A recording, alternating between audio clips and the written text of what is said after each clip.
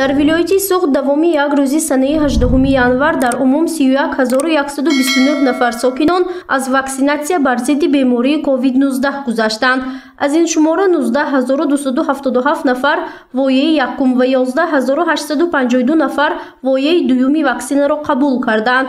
дар ин бора субҳи имрӯз санаи 19 январ масъулини филиали муассисаи давлатии маркази ҷумҳуриявии иммунопрофилактика дар вилояти Суғд ба мо иттилоъ доданд. таъкид гардид ки ҳоло дар вилоят фарогирии аҳолӣ ба ваксинатсия ки вояи якуми онро қабул карданд 73.5% ташкил медиҳад.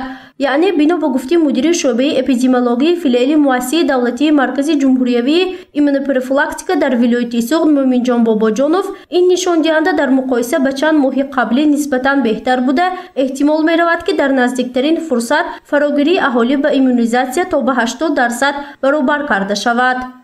шахсоне ки иммунизатсия нагирифтанд корманди тиб, ҳамшираи тиб ё корганди миёнаи тиб ки мегӯем оростакоро бояд ки ба фикрам вай ҳуқуқи беморхона даромадан надорад. ҳамина эътиборро гирифтан дар кор, лекин беморхона гирифтошанд. беморхона шахсӣ чӣ албатта фоизи дар паст вай дорад, вайҳо чӣ нагирифта истоданд. нохуд коғози мана ва хадамоти назорати санитари эпидемиологӣ ин масъала ки корбари карошанд баёнот гирифта рафта тафтиш карда худо хоҳад инам чӣ мо як фоизи дурустро мерасад ба наздикӣ. ҳоло дар вилояти Суғд масъулин шахсони имконияташон маҳдудро низ аз ваксинатсия гузаронида истоданд. ба ҳолати имрӯза теъдоди фарогирии ин қишри ҷомеа 85.9%-ро ташкил медиҳад. масъулини филиали муассисаи давлатии маркази ҷумҳуриявии иммунопрофилактика иттилоъ медиҳанд ки ҳоло дар ҳамаи шаҳру навоҳии вилоят фарогирии аҳолӣ ба ваксинатсия бар зидди бемории сироятии коронавирус бо маром идома дорад. сокинони вилоят бештар ваксинаҳои ширкатҳои AstraZeneca истеҳсоли давлати Ҳиндустон, Коронавак истеҳсоли ҷумҳурии мардумии Чин ва Модерна ки истеҳсоли Иёлоти Муттаҳидаи Амрико мебошад қабул карда истоданд. масъулин гуфтанд ки новобаста аз намуди гуногун ҳамаи ваксинаҳо самаранок буда шахсро аз гузаронидани ҳолати вазнини коронавирус нигоҳ медорад. 3 та яхдон бояд васл карда шавад. якта яхдон ҳозир аз рӯи гуфташон аз +2 то +8 ман ҳамин яхдонҳо боин калон дуюм яхдонаш -15 то -25 ва сеюм яхдон барои нигаҳдорӣ ҳамин ваксинаҳое ки монанди Pfizer аз 60 то 90 градуси нигоҳ дошта мешавад бояд васл карда шавад.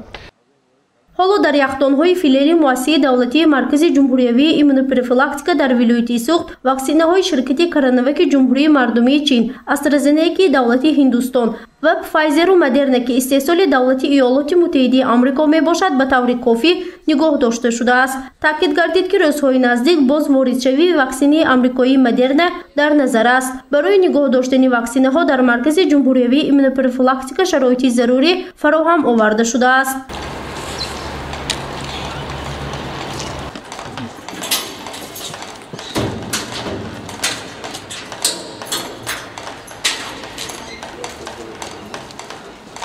инҷо бинои нави маркази ҷумҳуриявии иммунопрофилактика дар вилояти Суғд мебошад ки барои васли яхдонҳои нав ва нигоҳ доштани ваксинаҳо дар шароити зарурӣ бунёд карда шудааст. иншооти мазкур соли гузаштаи 2021 дар доираи барномаи таҳкими низоми тандурустӣ бо дастгирии молиявии иттиҳоди глобалӣ доир ба ваксинаҳо ва эмгузаронӣ ки аз ҷониби барномаи рушди Созмони Милали Муттаҳид амалӣ мешавад дар муддати 4 моҳ сохта ба истифода дода шуд.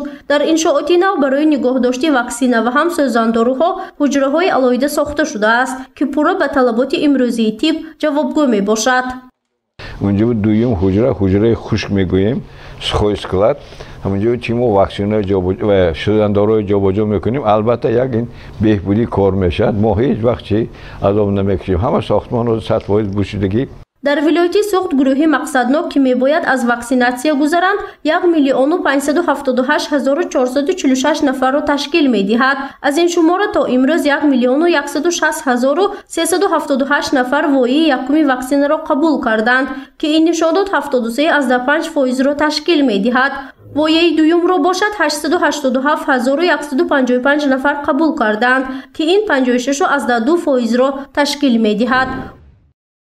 гузориши Фарзона Шамсиева, Наимҷон Аюбов барои барномаи Иттилоотии Хабар.